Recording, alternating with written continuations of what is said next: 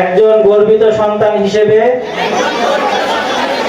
সৃষ্টিকর্তার নামে শপথ করছি যে আমি মাদককে জীবনের শুরুতেই না বলবো এবং মাদকের বিষাক্ত ছোবল থেকে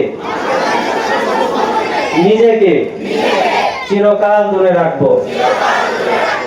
আমি আমার সহপাঠী, বন্ধু ও প্রিয়জনদের মাদকের মরণ ফাঁদ সম্পর্কে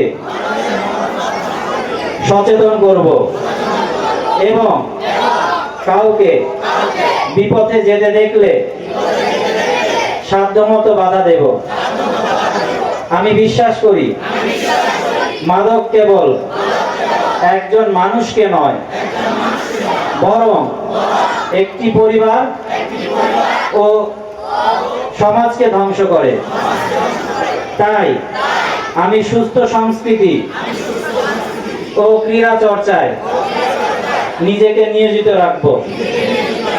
মাদক মুক্ত ও সুন্দর সমাজ গঠনে আমি আমাদের প্রিয় শরীয়তপুরকে একটি আদর্শ জেলায় পরিণত করতে অঙ্গীকারাবদ্ধ হলাম।